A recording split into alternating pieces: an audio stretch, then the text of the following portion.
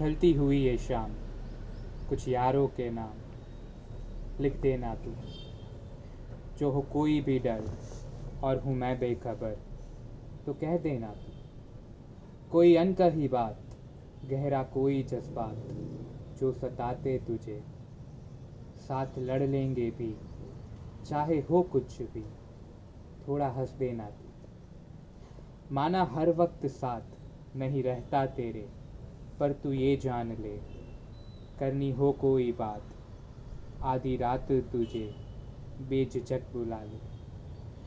गिर रही हो बरसात सुबह 5 बजे, नींद से जगा ले। उलझे होंगे हालात पर वो टिकते नहीं, तू ये मान ले। मैं जो नाराज़ हूँ या कहीं दूर हूँ, गाली देकर भी मुझको बात बता या इशारा ही कर, कुछ करना सही। यार बनूं तेरे दर्द छीनूं, जो तू चाहे कभी, तेरे साथ खुदा, तेरे साथ खड़ा रहूँगा हर पल, ये तू लिख ले कहीं। Hi, welcome to another episode of A Night Before with Shrungar. And today I have an amazing guest with me. We're going to be doing a lot of talks about his important day and a night before that. And then we're going to be playing a game which I'm sure you're going to like a lot. So, before anything, I know this lockdown, this COVID-19 situation has been taking a toll on your mental health. And I have an amazing solution for that. Into this lockdown, I came across an amazing coffee single guy, Zalak Dave, who's been touring around the world and has been taking money out of people's pocket with their own consent, because consent is very, very important. And today, we will be talking about his night before, the most important day in his life in India, where he'd perform for a huge crowd after he'd been touring a lot of places across the world like Oman, Bahrain, Dubai, US, everywhere. So without wasting a time, let's call upon the founder of Tapri, where chai is our only hope, on our platform, Mr. Zalak Dave.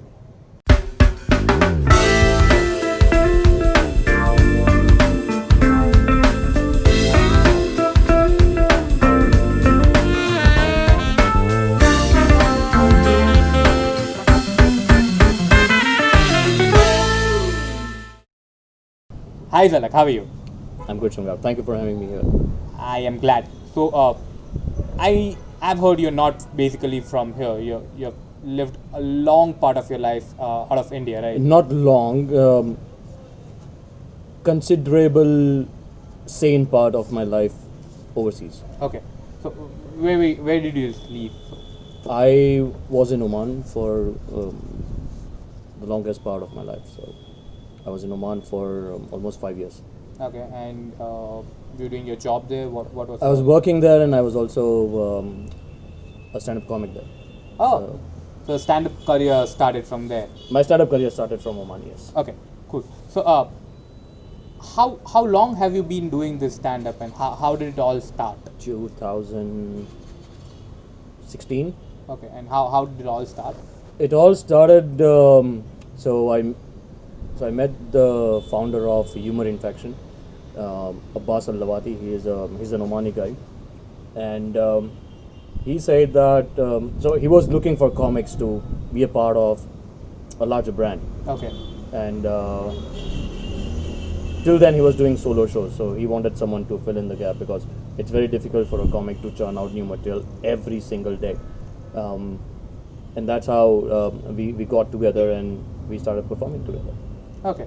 So, but did you know before that you wanted to be a stand-up? No. So, it was just you went on the stage. It was a fluke. It was a fluke and it worked. It has been working since then. Yeah, it has been working since then.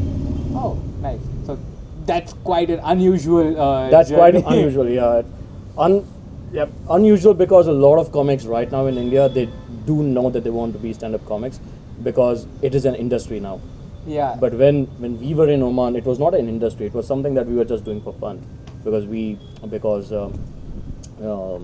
it was a budding industry in Middle East, stand-up comedy. Okay. And I'm glad that I was a part of that journey.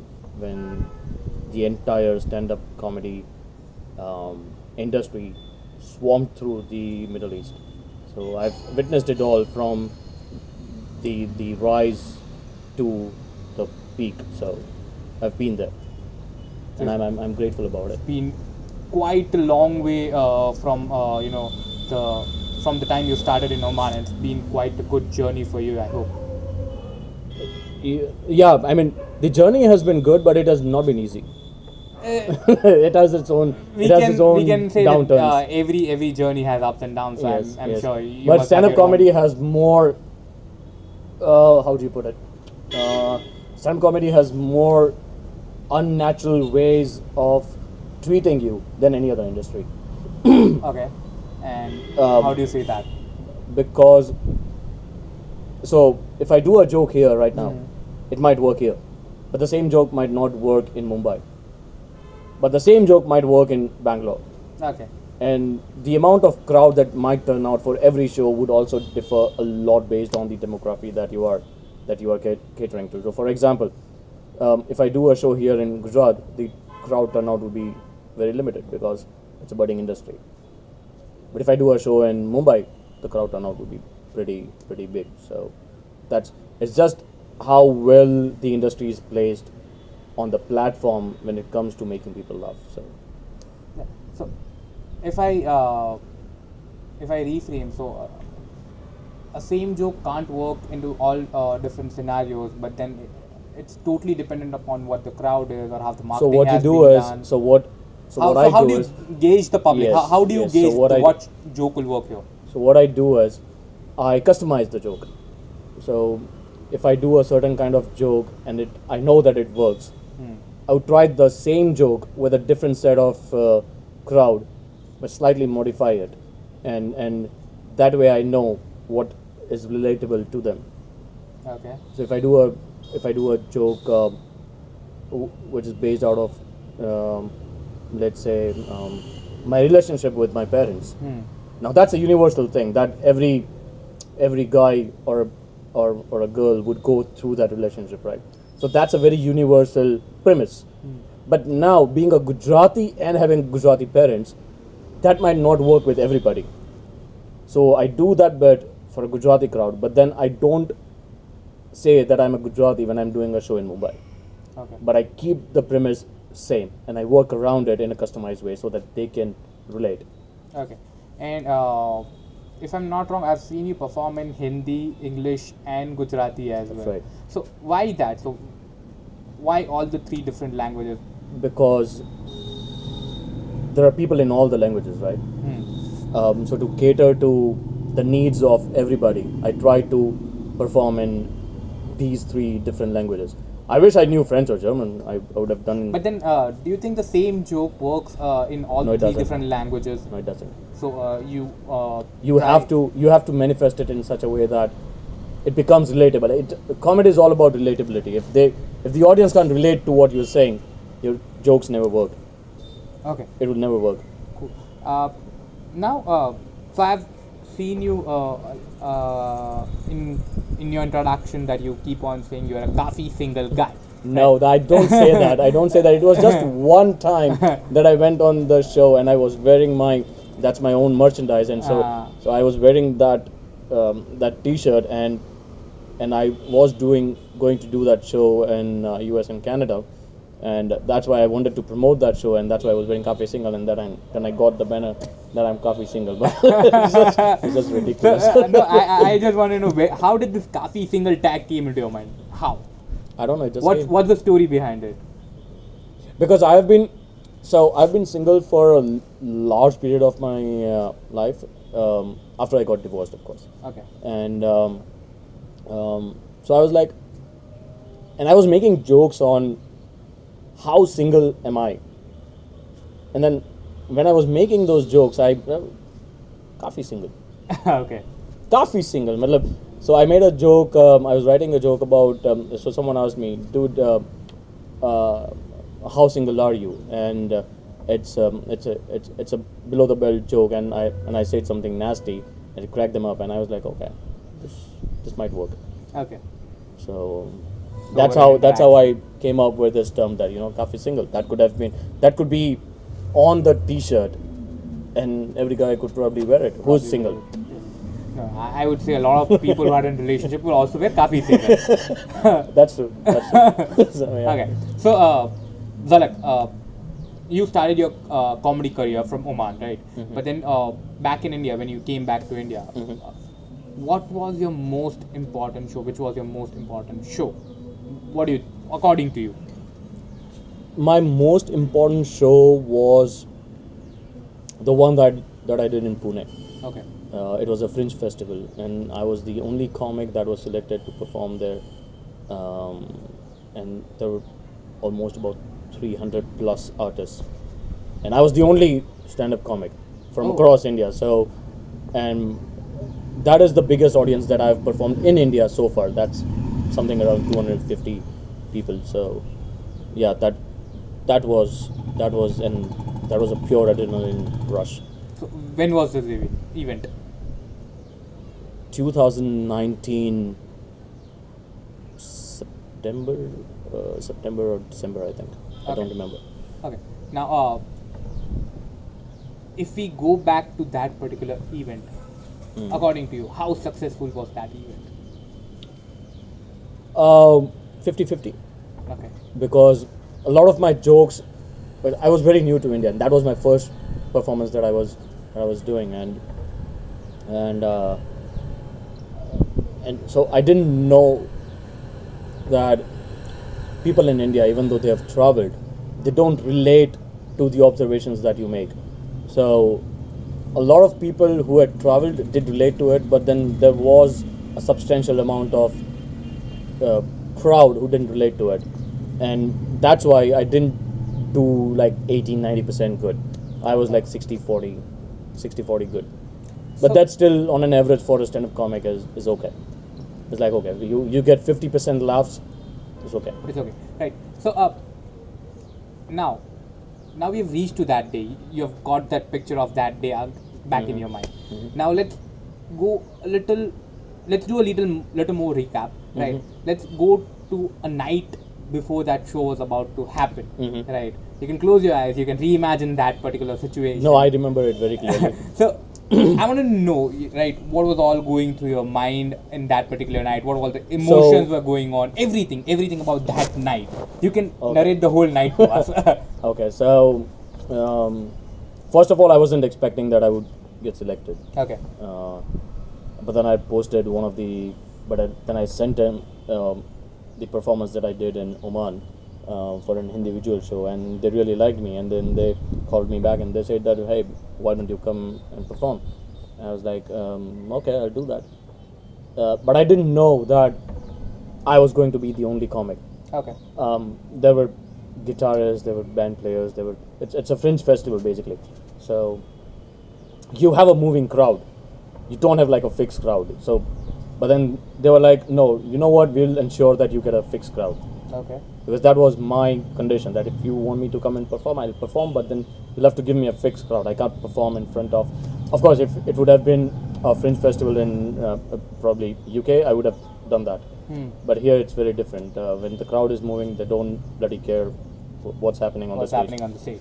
So I was like, look, I've never done this before in India, and are you sure you want to take that risk? And they're like, yeah, okay, we are ready to take that risk.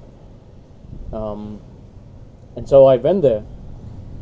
I went there a day before my performance. So my performance was the next day. I went the day before. Throughout the day, I was watching how the band guys, and they've been killing all of their performances. But when it came to solo performances, everybody sucked. So they sucked because the audience didn't reciprocate the way the artist wanted them to reciprocate it. And I was shit scared. So I got hammered. I got hammered out of my brains. I got super drunk, and I went to my hotel room and was like, you know what? I don't think I can do this. But then I sat down with my routine. I called a friend of mine who was very kind to receive my call at 2:30 in the morning, and I said, listen dude, you have to listen to my routine at least for 30 minutes. He's like, okay, fine. And then I did my routine for 30 minutes in the middle of the night, and I didn't forget any joke, and that was an achievement because I was hammered as shit. I don't remember, but then That's another victory that you should name to your own self. That while being drunk at 2:30 in the night, yeah. you remembered So, your lines. Yeah, I remembered my lines. I did. The following day, they gave me another piece of shock that they are going to put my performance in the middle of the day. Now, comedy is not a very day thing. Day thing. So comedy is very like evening thing when people come and they drink and they have fun and then they laugh and then they go home and you go home and cry. So that's how it is. So I was like, "Are you sure you want to do this?" They're like, "Yes, we have the highest number of crowd right now at this very moment. So I think the afternoon would be okay." So I called this friend of mine again and I was like, "Dude, I am up on stage in 1 hour. I want to do 30 minutes right now." So he said, "Yeah, fine, let's do it." What a kind friend you have. So I did 30 minutes back on back, and I was still nervous. While I was doing my 30 minutes, I got a little tipsy again, and because that's what he suggested. My friend is not that kind, so he's like, "You know what? You should better get a little drunk before you go on stage." So I did that, and I went on stage, and it was an absolute pleasure. But yes, nervousness is nerve wracking. Like it gets really onto you when you are doing a show for the first time in the country where you've never performed, and that too in front of 250 people. So yeah, that is something that I'm not going to forget. Now, we have seen a night before that. Now, when you had performed, the day is over. Let's talk about the day when the performance was over. Right? Okay. How did you celebrate that day? Because I think we can call it a victory, even a smaller one, but it's a victory. No, it's not a smaller one. It was a big victory for me because I had never performed in India. I was performing for the first time in India in front of 250 odd people, and they absolutely loved my set. So I was like, okay, fine. So how did you celebrate that victory? I celebrated by not getting drunk because I had to get the flight back. I was already expecting the answer that I got drunk again. I called up my friend, thank you, and I'm going to do the bit again for 30 minutes. Nah, that way I'm very unkind. I didn't call my friend back and say that, I killed it. But poor fellow. I'm very mean that way. But then, but I did click a lot of selfies with a lot of people who wanted to take selfies, and I also remember that one of the audience member who was pretty middle-aged man in his early 40s, mid 40s or something. And it's like, your content is really offensive, but I really enjoyed it. I'm like, I don't get that information. Like, it's offensive, but it's nice. So are you offended? Are you offended or you liked it? It's like, I don't know, but I think I liked it. I was like, okay. It's like I love you like I hate you. More or less like that. But yeah, that was a beautiful evening. I'm not going to forget that. The event is called Azad Izhar. Azad Izhar. Yes, the event is called Azad Izhar, and it's a Fringe festival. Okay. So yeah, those guys do pretty good festivals. All right. Now, so between 2016, so you started in 2016, right, Umang, and 2019. That you performed in 18. 2019. 19 you performed in India, right? So this journey, so what all places have you performed during this years? So I've performed in Oman, I've performed in Dubai, I've performed in Abu Dhabi, I've performed in Qatar, I've performed in US, I've performed in Abu Dhabi. So these are the places that I've performed so far. What's your most favorite place to perform and why? My favorite place to perform anytime would be Oman. Because that's where it started. That's where it started. So if tomorrow, if I become as big as any other comic in the industry, the first major show that I would put up is going to be with Humor Infection, Okay. because that's where I began my journey, and I owe everything to that brand. So that's Gratitude. where, yeah, gratitude. So that's where I'll go, and that's where I'll perform. Okay. So, moving ahead. Mm-hmm. What's the next smaller goal? Next smaller goal is to fill our local arena, the small arena that we have, about 700 seater. Okay. That's what I want to fill up. Of course, I'm not going to do that alone, but with an artist who is credible enough to get that filled. And Okay. then So perform already there. a show is on. Yes, we are planning to bring a couple of comics, and let's just hope that it works out. Cool. And then, what's the larger goal? Whoa. The larger goal would be to perform in super big venues like MSD. I really want to get to that stage where I can perform at Madison Square Garden. That's where There'll be about that's like 5,000 plus. 5,000 audience. plus audience. Okay. I just can't imagine the level of gratitude I will feel when I make those people laugh. And it's there in subconscious. I already imagine myself doing that, but I'm just on the journey. So soon enough. Soon enough. Can't even imagine the adrenaline rush that you'll be getting out of that. And it's for a comic, the adrenaline rush is the same, right? So,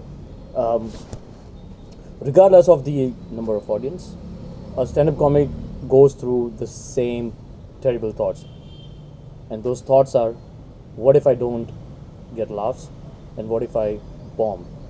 So those are the only two thoughts that they go through, and those thoughts are good in a way because they protect you from overconfidence. They protect you from taking your audience for granted. Okay. My last question. So, what is a night before that you're aiming to? So, there's going to be a special day, Mm-hmm. and there's going to be a night before. Mm-hmm. Right. So, what is a night before? A dream, a night before. That's what I said. I want to perform at Madison Square Garden, and I can't get my head out of that thought. And I think if ever I make it that big,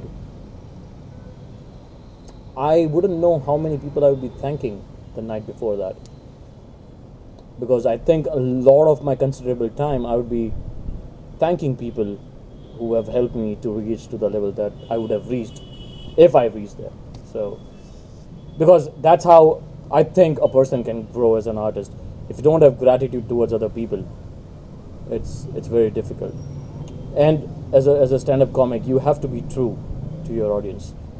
You can't fake what you're not, because audience members are very smart, and They know. they can easily make out if you lose credibility in front of your audience. Even if you are funny, you know that you are funny, your jokes won't work, because you have lost your credibility in front of your audience. So in order to maintain the credibility, you have to be honest. Stand-up comedy is it's basically outside reflection of your inner journey. Okay. That's what it is. That's very informative. Like, it's an outside outside expression of your of inward journey. Inward journey. Man, that is very deep. That's what it Okay. is. So I'm going to be doing this. So one advice. So we usually see a lot of people who have achieved tremendous success. Let's say tremendous success as big as in the field of comedy. If we say, we call Zakir or Jerry Seinfeld, that you say. We hear a lot of time that you do this to achieve success. But then we always forget that there are steps, right? Yes. So probably someone who's on the first step can hardly relate to someone who's already on the 10th step, right? Because there's going to be a lot of difference because you're going to be passing through number 2, 3, 4, 5, 6. Yes. So by considering that, you know, where don't take me wrong, but No, please. where you are on the growth phase, right? Yes. To become that big name, right? So if someone who's just starting, or probably who's just a little, you know, towards your growth, what do you think they should be doing to keep themselves going at, you know, achieving more success? Or what is something that someone lacks and they don't do something that they should be doing? First and the foremost thing to become a stand-up comic is you have to be funny. That's without that you can't do anything. So that's number one. Number two is you don't steal other people's jokes. Okay. You never do that. You write whatever you can, even if it's not funny. Okay. You write it and you perform, and keep performing. Never leave the stage because of the fact that you didn't perform good. Stand-up comedy is the only art form where your performance is judged on minutes, apart from sex. But but stand-up comedy is the only art form that is judged on minutes. So you will never hear a comic saying, you know, I've worked an hour. No, he will always say, I have a 3-minute bit, I have a 5-minute bit, I have a 7-minute bit, I have a 10-minute bit, I have a 15-minute bit, I have 30 minutes, I have 1 hour.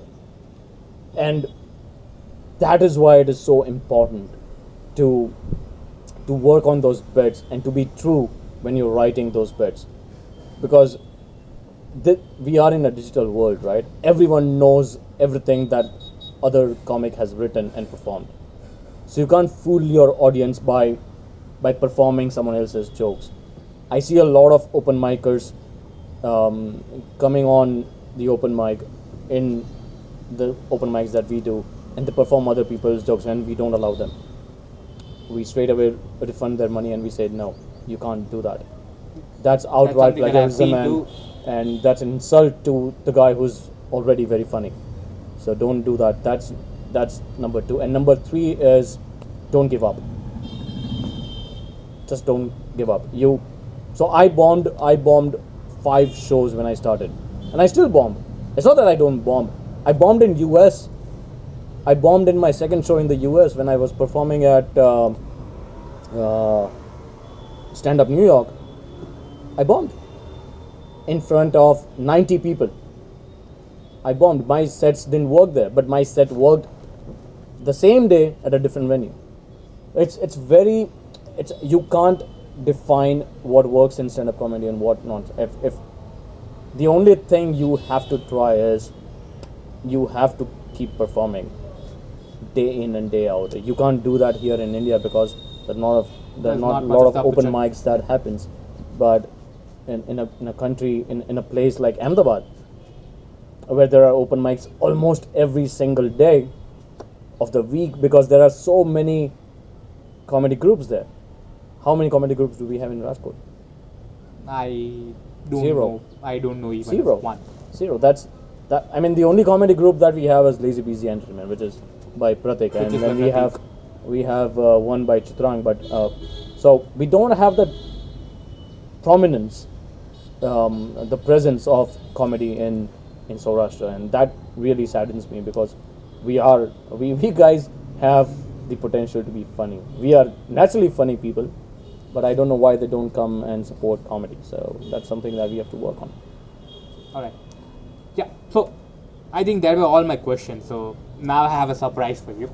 So we're gonna be doing a small game kind of a thing, right? It is called Who Said to Whom. Not Who Said to Whom, Who Said These Lines. Okay. Right. So what we're gonna do is I'll be reciting certain lines from stand-up bits from Indian stand-up comedians. Okay. Right, and you have to try to tell who said these lines. Okay, I'll try. Okay.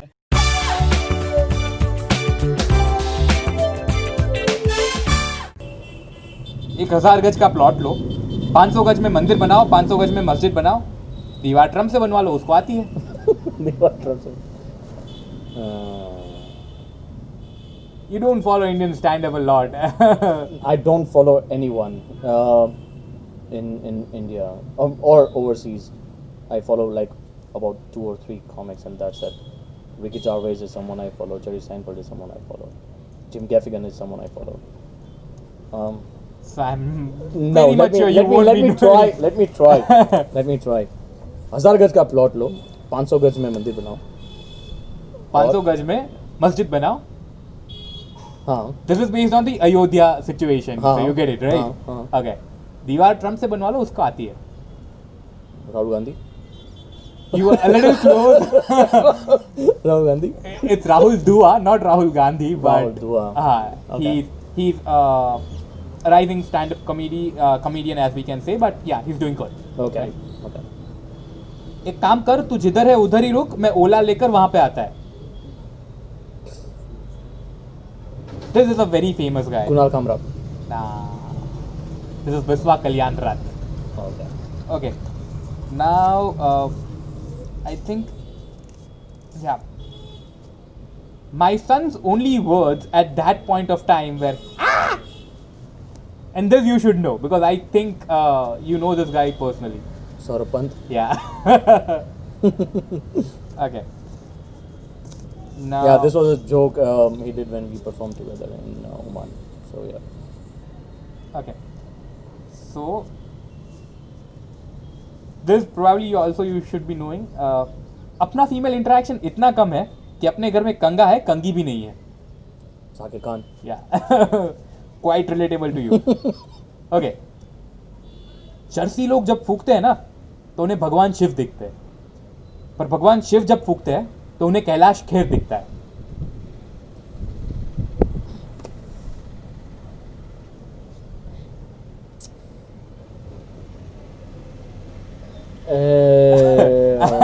I'm sure you're not going to be knowing about this.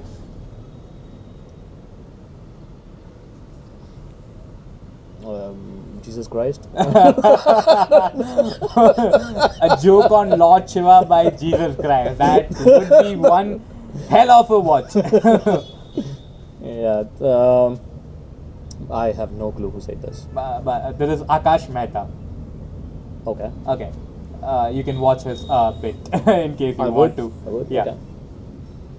ये मेरे और अंबानी जी के बीच में मोदी जी की क्या कर रहे हैं? मैं सीधा अंबानी को वोट क्यों नहीं दे सकता? Kunal Kamra. Yeah. So political. Might be. Yeah. Okay. If it's political, it's Kunal Kamra, because otherwise there are no jokes with Kunal Kamra. So. Oh, that's a burn. I wish he's not seeing this. Yeah. Okay. कोई sense है इस बात का? हमें उस time लगा था. This guy has performed in our city. Rajkot. He's performed in our city. I have no clue. Again, no. Anubhav Singh Basi. I was in to see. Okay. Yeah, I like that guy. Yeah. Okay. One time I booked a cab. I said, "Bhaiya, Khargar jana hai." He said, "Okay," in a normal pitch. He cut the call and started the trip without me. Okay, I'll give you a hint. This is a female comic.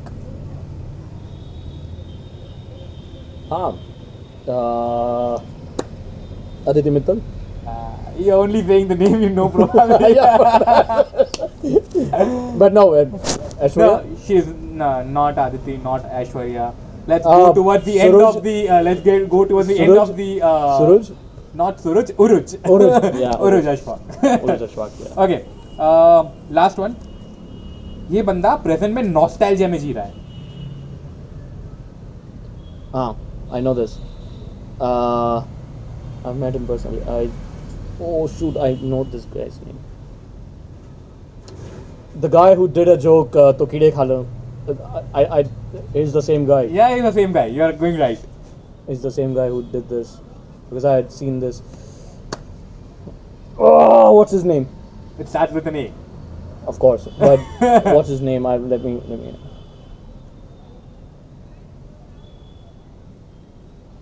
Ayushman, Anshuman, something. No. Wait. I don't remember the name. He could have wished he was from Bachchan's family. Abhishek Upmanyu. Yeah. There you go. Okay. So, What else? What else do do you have? you want to go one or two more lines? I Yeah, have yeah, couple please, of more. please, Okay. please. Line cross करेगा तो मार देगा. क्यों? कबड्डी है क्या? Line cross करेगा तो मार देगा. This has to be Biswa. This is No. Rahul Subramanian. Rahul. Okay. Okay. And Holy shit! I don't know anyone of them. Fuck. you have homework to do in case you want to follow Indian comic. Okay. Tata sky में sparkling हुआ और alien आ गया. Tata sky बारिश के time बंद हो जाता है. मैच नहीं आ रहा है. एलियन कहाँ से आ गया? So this was a bit on the कोई मिल गया. Yeah, I can relate, but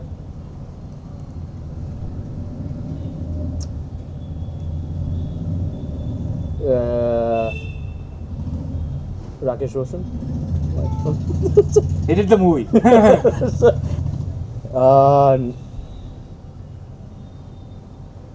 I think this is written by Hrithik Roshan in Krish 2 to joke about Krish 1 to joke about Koi Mil Gaya.